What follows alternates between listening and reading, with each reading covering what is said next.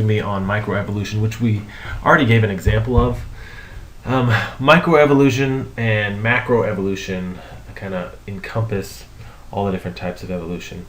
There is some evidence or some suggestion that really all evolution is the same, but for the purposes of this class, we're going to just break it up into these two smaller pieces.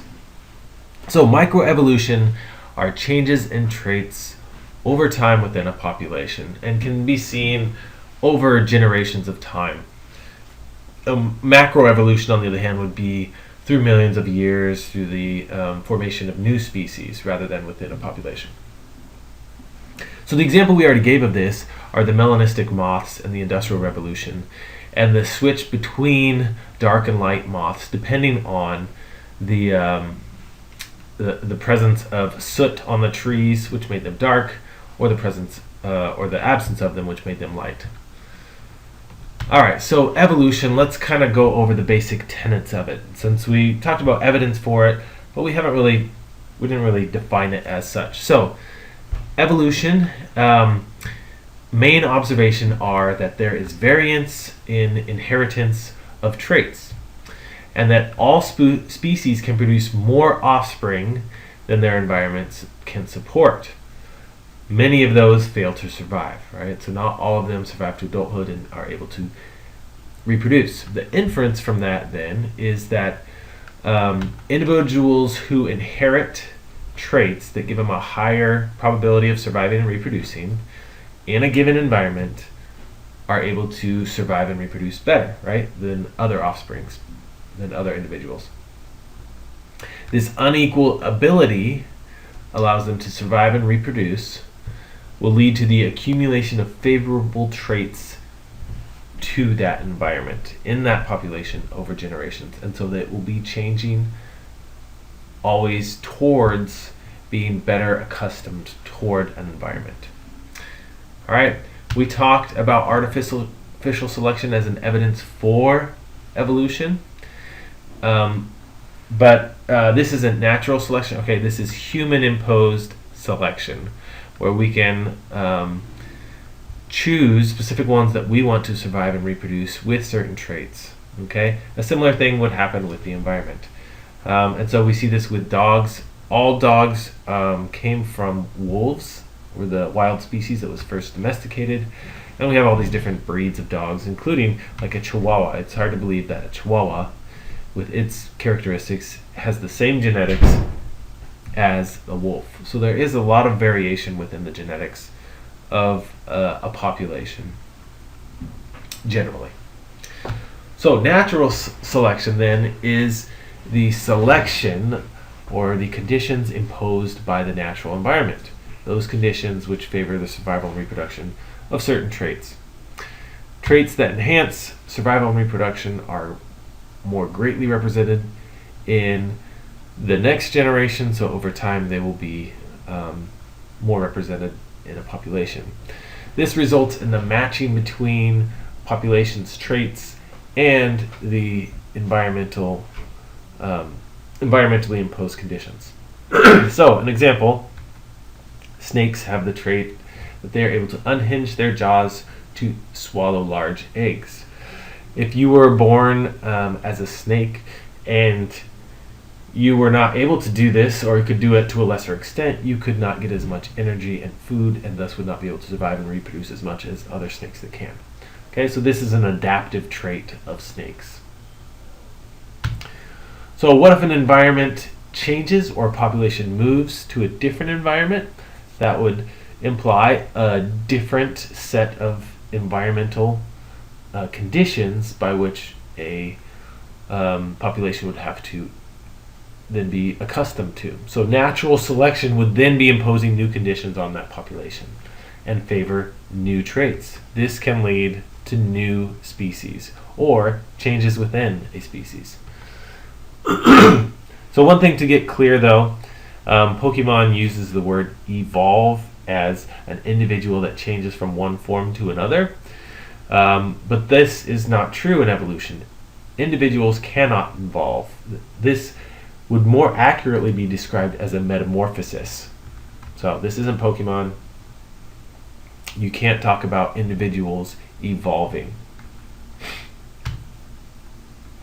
So in microevolution, which is the evolution of populations, you have a change in an allele frequency, which an allele is an inheritable trait or characteristic caused by genes. An example of this is in the Galapagos Islands, they had a drought, which caused a change in the average beak depth. And the environmental condition which caused that is the smaller seeds dried out and were no longer available in the environment, so only larger seeds were available.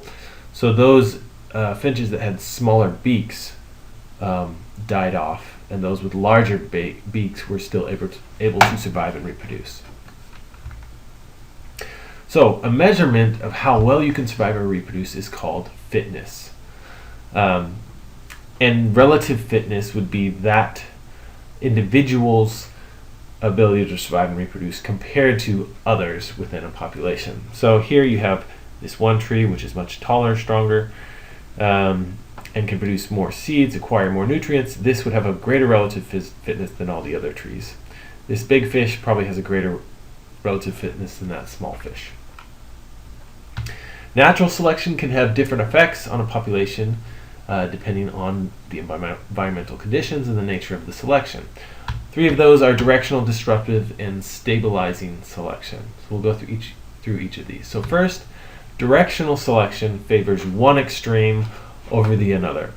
So if this bell curve here represents the original population and the variation in the trait of color in these mice, and let's say the color corresponds with selection of a predator, and these mice live in dark rocks, so a darker body form helps hide from predators. So a new population would select against these lighter individuals, and you would be moving as a population towards a darker, more adaptive, easier to hide from predators population. That'd be directional. Disruptive favors the extreme variance within a population. So along the same lines, let's say you had mice that live among rock patches that are either black or white. The white ones can hide with the white mice can then hide in the white patches and the black in the dark patches, and then there would be selection towards the gray ones, which would stand out in both patches. So now you're getting the extremes. The dark and the light, they are favored. The gray ones are reducing. All right, stabilizing is the opposite of disruptive. So this favors the trait of an intermediate. So let's, again using the mouse example, let's say these mice live among gray rocks. So the gray ones are more suited to survival, avoidance from predators, and the dark ones and the light ones are more visible. All right, so that's three types of natural selection. Sexual selection is another way in which genes can be favored. Sexual selection is when individuals have traits that provide them more opportunities or access to mates. Usually leads to sexual dimorphism, where you have differences in the males and females. There are different types of sexual selection. You can have intrasexual, which means within the sex, and intersexual, which means between the sexes. So in intrasexual selection, that means either the males are deciding how the outcome of mating arrangements, or the females are. Generally, it's the male-to-male combat, and the winner is allowed access to the female. And the female just sits there and waits for the males to decide in a physical battle. All right. Intersexual selection would be where the females choose among a group of males or vice versa. This is usually based on an elaborate behavior or trait. So this is a dance done by a bird of paradise. Very, very strange, very, very extreme. These finches also, a female will choose a male based on its coloration. So the more vibrant and red a male is, the more likely it will mate with a female. Now, the good genes hypothesis is that that trait, whether it be redness or ability to dance and make your feathers look all crazy like this one, is matched or is a correlate of increased fitness. So it's a true signal of how well you can create good and viable young. Now, sometimes sexual selection goes crazy, and that's what this runaway sexual selection implies. This is where a trait becomes so enhanced that it becomes very elaborate. So some examples of that include, this is another crazy bird from the tropics, has all sorts of traits that are just very extreme. But maybe a more easy one to explain are the tails of these flycatchers, which are birds. And what they think happened is sexual selection favored males that have longer tails. And so those with longer tails were selected for, and over time, a longer and longer tail was selected to the point where you have these super long tails. Now, this is balanced by natural selection. At some point, the length of this tail will make it not able to fly very well, and so or make it vulnerable to predators. And so there has to be some sort of balance there in sexual and natural selection. Eventually, there will be. Now, the genotype, this is review, of course, are the genes of an individual, usually represented by letters, big T for tall, small t for short. The phenotype is the expression of the gene. Genes can be recessive, genes can be dominant, or they can also be codominant. But some genes are plastic, meaning that they show variation in their expression depending on what the individual is doing. So an example is muscle mass in humans. You can work out and your muscle mass will increase, but if you aren't using your muscles very often because weights are too heavy for you, such as in my case, then you won't increase your muscle mass. So some examples of this, you can see this in famous actors when they have to bulk up for a certain role. They may be assisted by some artificial injections, but there is plasticity in this trait, human muscle mass.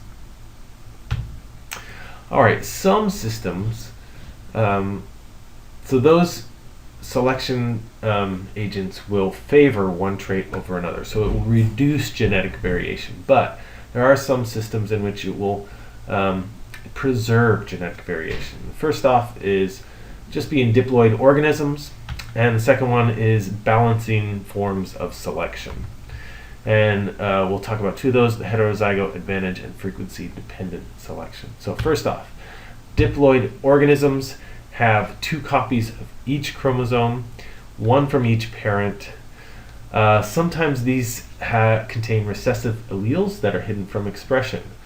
Okay, so those recessive alleles are not being selected for, but still remain in the genetics and may be expressed later. And some of these may even be advantageous if the environment changes or if the population moves to a different location and are under different, are subject to different selection factors. Heterozygote advantage, we talked about this a little bit before.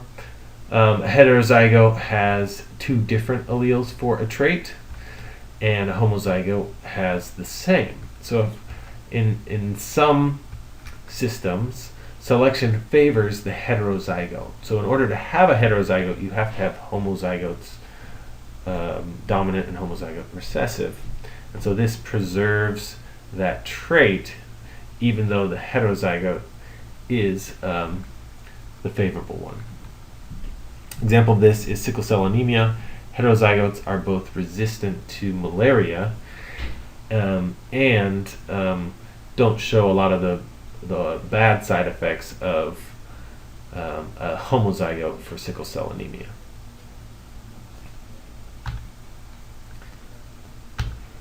All right, second one, frequency-dependent selection. So this occurs when the success of a trait in a population depends on how common it is.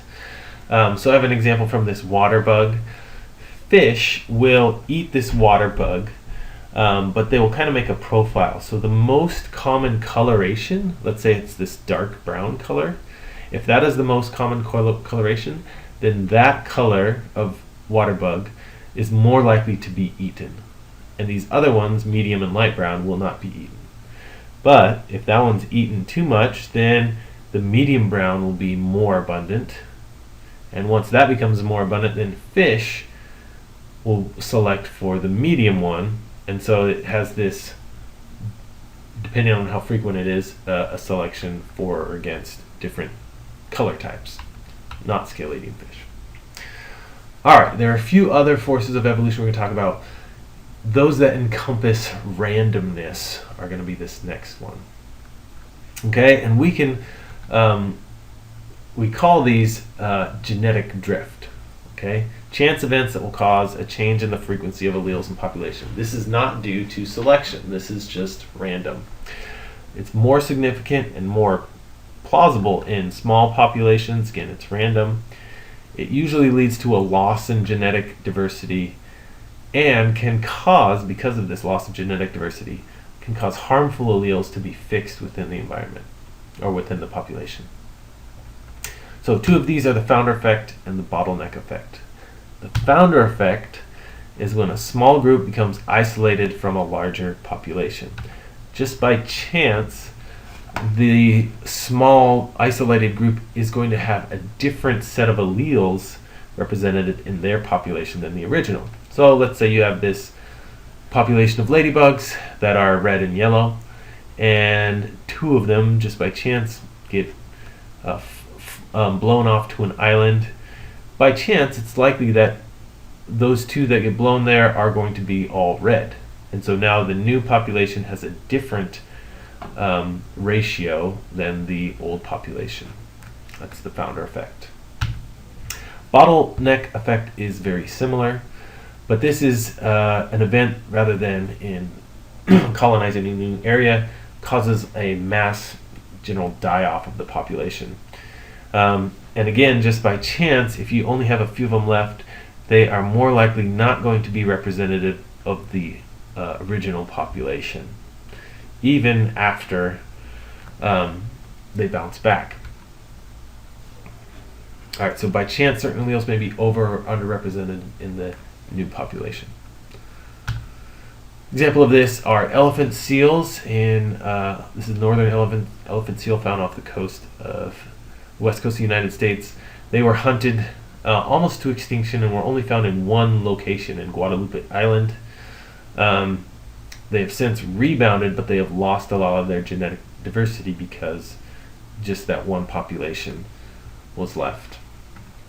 All right, so again, we kind of talked about this at the beginning. Some traits are adaptive, or some evolutionary processes cause adaptive traits. And adaptive evolution then is evolution that results in a better match between the organisms and their environment. Non-adaptive are evolution that occurs by chance and will not result in a better match. So, an exercise we'll start with in class, probably on the second day of microevolution, is classifying all these different examples we went through as being adaptive or non-adaptive. And that's it.